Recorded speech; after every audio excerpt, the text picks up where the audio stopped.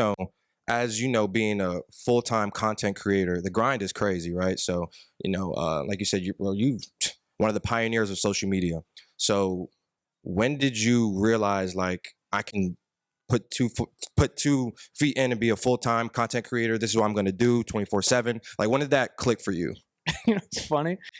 I remember, so I did go to college for, first of all, I lied to my parents and told them that I applied to college.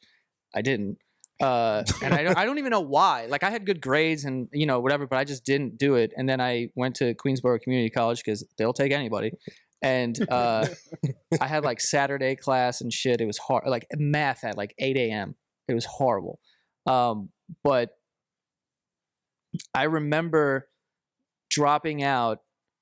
Well, I dropped out a semester before I told my parents I dropped out because I just stopped going. I would drive my dad's van there and just sit in the car. Ultimate finesse. Like, I'm not going there. Like, I'm like, I can't go.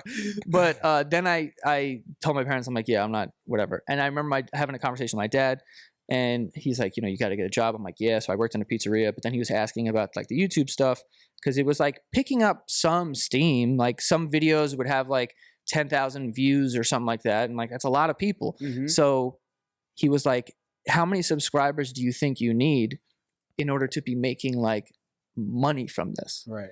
And I remember being like 12,000. And now you think about 12,000 subscribers, it's like, bro, this is nothing. It means nothing. Yeah. And there was even less money in it back then. And I don't even know where I came up with that number, but it just seemed like a crazy number to me. Mm-hmm. Like 12,000 people hit a button on my page to be notified when I'm uploading shit. I was like, if I could get that, I can make a career out of this thing. Mm-hmm. But that came and went.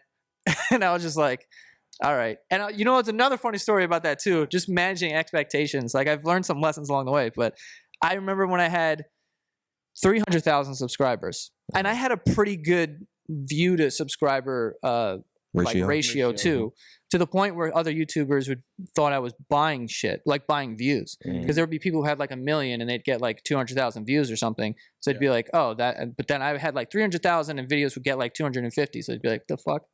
But I remember being like, oh, I'm gonna put out merch, like a T-shirt. Right. And I have my dad in my ear, and he's going, if just 10% of your viewers buy this. Now it's hilarious because it's like, if you can convert 10% of an audience, yeah, fucking, that's the greatest thing in the world. Right. And I was like, I'm about to make 300K in a day. Right. And I sold like 50. Oh, I was like, damn. So I sold like 50 shirts, and I was like, oh, all right. So like, you learn along the way that you have to manage your expectations. It doesn't always work out the way that you want. To answer your question though, when I didn't really know. I didn't really know that there was a moment that like, oh, I'm going to do this full time. I knew that I had to, in a way, I had to not know and just take a risk no matter what. And whenever someone asked me that question for themselves, like, when should I do this or how should I do this? I'm like, there's never going to be a time where you feel like, oh, I can do this now. Unless you're working really hard on a full-time job and you're very successful on social media already, then it feels like a lateral move, like, then fine. But for the most part, that's not going to happen. For 95% of the people who do content creation, a situation like that is not going to happen. So it is a risk. I saved up enough money that I could get through the next months if I made no money from social media shit. Yeah. So I think I had like $20,000 or something, and I was like, all right, I'm gonna leave and just work on this. And I didn't even know what that meant. I was just like, I just have to focus on it every day and not have to wake up and come here. So as I started doing that, and I couldn't even tell you if I did anything differently. It was just, I just felt more pressure, I think.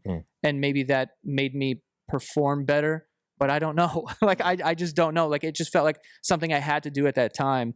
But I didn't feel like I'm gonna make it. Yeah. It just felt like I have enough money that I can try right now. Yeah. And that was pretty much it. So once I did do that, and it ended up sort of like working out, once I started to make decent money, I was like, oh, I could do this now. That's when I was like, okay, I don't need to be making even $100,000 a year. If I can make like 50 grand doing this,